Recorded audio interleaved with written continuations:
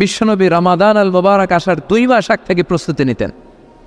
বিশ্বনবী দোয়া করতে শুরু করতেন রজব মাস থেকে, আর আল্লাহর কাছে বলতেন আল্লাহুম্মা বারিক লানা ফি রজব ওয়া শাবান ওয়া বাল্লিগনা রমাদান। রজব শাবানে বরকত দাও, রমজান মাসে গুনাহ ঝরাও।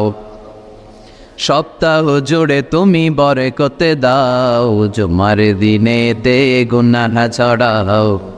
রজব শাবানে বরকত দাও, রমজান মাসে গুনাহ ঝরাও। চিল্লায় পড়েন আমিন। রমজান আসার 2 মাস আগে বিশ্বনবী রজব মাস থেকে রমজানের প্রস্তুতি নিতেন। আল্লাহু আকবার। আর পড়তেন আল্লাহুম্মা বারিক লানা ফি রজব ওয়া শাবান। ও আল্লাহ, রজব আর শাবান মাসে আপনি বরকত দেন। ওয়া বাল্লিগনা রমাদান, রমজান মাসে পৌঁছে দেন। এখন যে মাসটা চলতেছে এটা কি মাস? হ্যাঁ, তাহলে রমজানের প্রস্তুতি নেওয়ার দরকার আছে না নাই? রমজানের 2 মাস আগ থেকে উনি প্রস্তুতি নিতেন। এরপরে ঈদ আসার আগে রমজানের প্রস্তুতি আছে না নাই? রমজানের ওই রোজার শেষে এলো খুশির ঈদ, তুই আপনাকে আজ বিলিয়ে দে শোন আসমানি তাকি, তোর সোনা দানা বালা খানা সব রাহে লিল্লাহ, দে যাকাত মুর্দা মুসলিমের আজ ভাঙাই দেনি।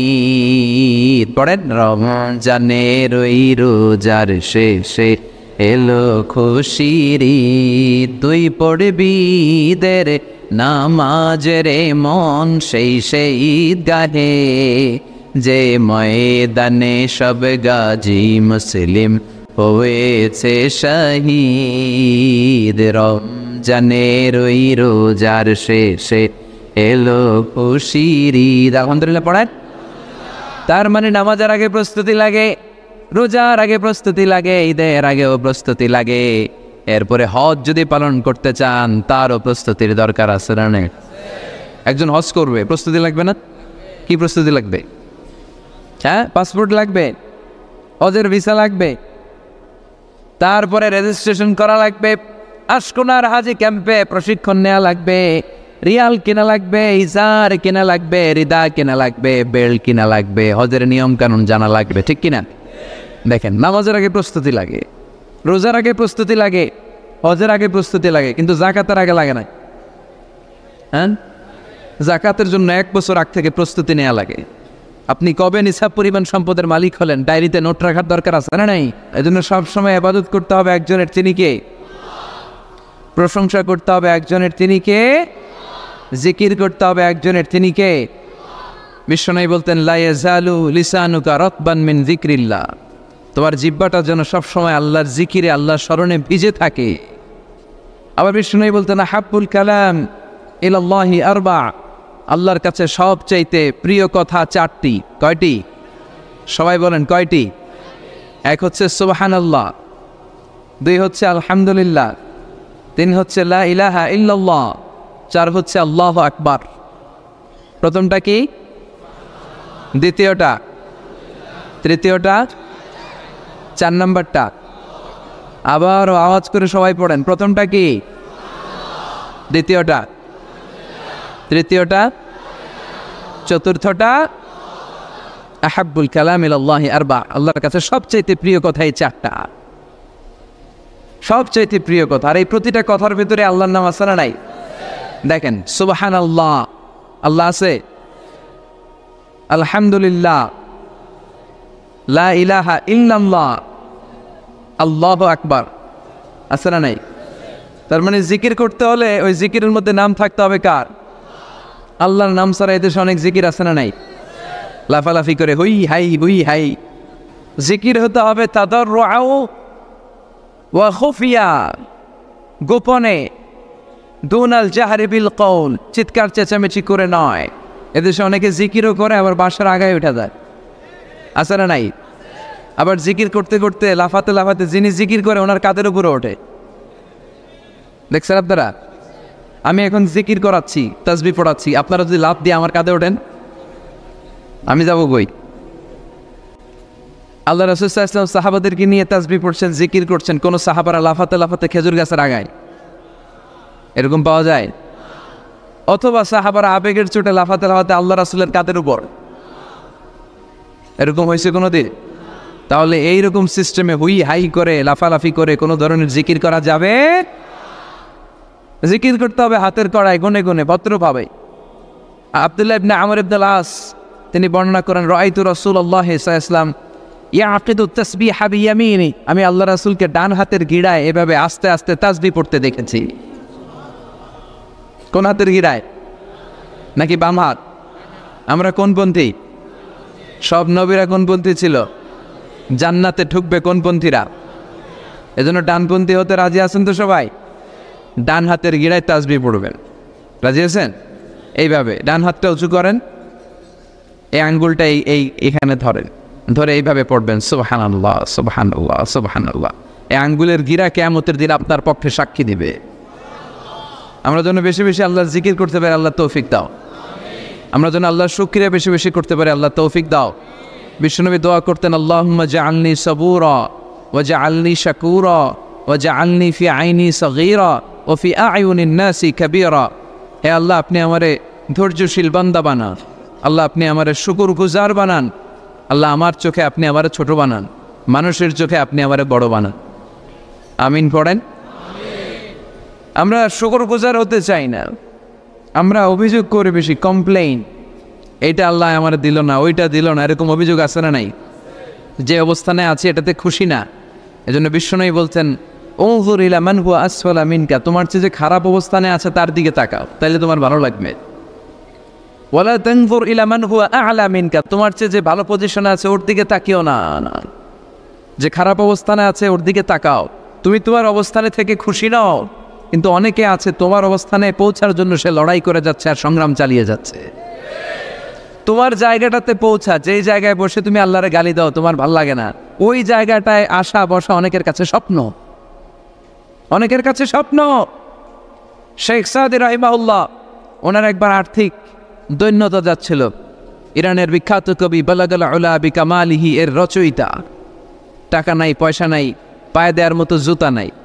তো মনে মনে আফসোস, হায়রে আমি এত বড় কবি, আমার পায়ে দেওয়ার মতো জুতা নাই। তো আফসোস করে ঘর থেকে বেরিয়ে দেখে একজন ভিক্ষুক ভিক্ষা করে, তার দুইটা পাই নাই। শেখ সাদির পায়ে জুতা নাই, শেখ সাদির পায়ে কি নাই? আর ভিক্ষুকের কি নাই?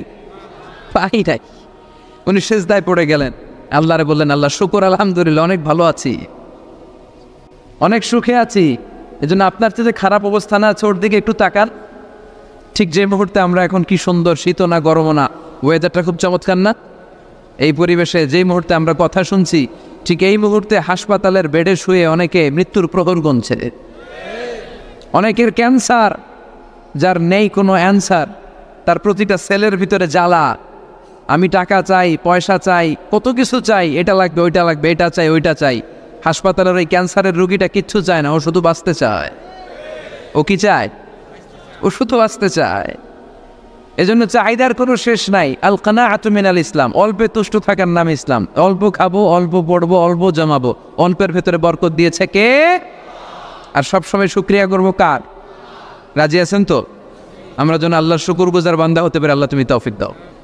যারা জান্নাতে যাবে আর যারা জাহান্নামে যাবে তারা কি কখনো সমান হতে পারে? The people of paradise and the people of hellfire, they never be equal ever. The people of paradise and heaven, they gain the ultimate success in life. যারা জান্নাতি তারাই আসল সফলতা অর্জন করেছে, দুনিয়াতেও সফল, আখিরাতেও সফল। চিল্লায় বলেন ঠিক কি না? এখন the decision is yours, সিদ্ধান্ত আপনার যে আপনি কই যাবেন, আপনি কই যেতে চান, জান্নাতে না জাহান্নামে? আল্লাহ আমরা যেন জান্নাতেও এরকম একত্রিত হতে পারি, তুমি তৌফিক দাও। বিষ্ণু বলেছেন, ইকরাউল কোরআন ফাইন্নাহু ইয়াতি ইয়াউমাল কিয়ামাতি শাফিআন লিআসহাবি, বেশি বেশি কোরআনের তেলাওয়াত করো, কারণ এই কোরআন কিয়ামতের দিন তোমাদের জন্য সুপারিশকারী হবে। কোরআন যদি আপনার পক্ষে আল্লাহর কাছে সুপারিশ করে, আল্লাহ এই সুপারিশ ফেলে দিতে পারবে?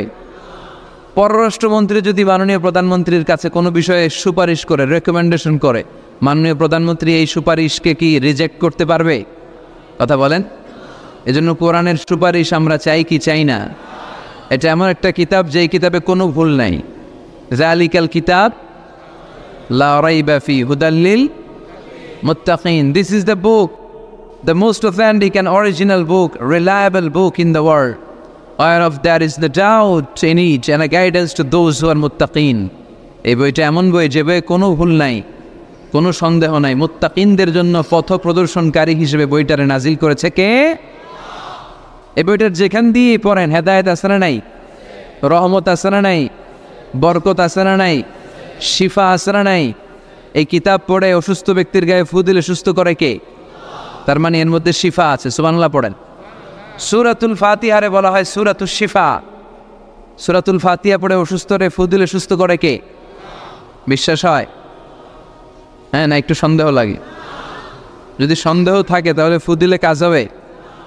আর বিশ্বাস রেখে যদি ফু দেন ভালো করে দিবে কে? এমন এক কিতাব, এই কিতাব পড়লে সওয়াব, এই কিতাব ধরলে সওয়াব, এই কিতাবের জন্য মরলেও সওয়াব। ঠিক কি না? এমন এক কিতাব আল্লাহ দিলেন। এই কিতাবকে আল্লাহ বললেন নূর, আলো। আলোর সাথে তুলনা করেছেন কিতাবুন আনজালনাহু ইলাইকা লিতুখরিজান নাসা মিনাজ যুলুমাতি ইলান নূর।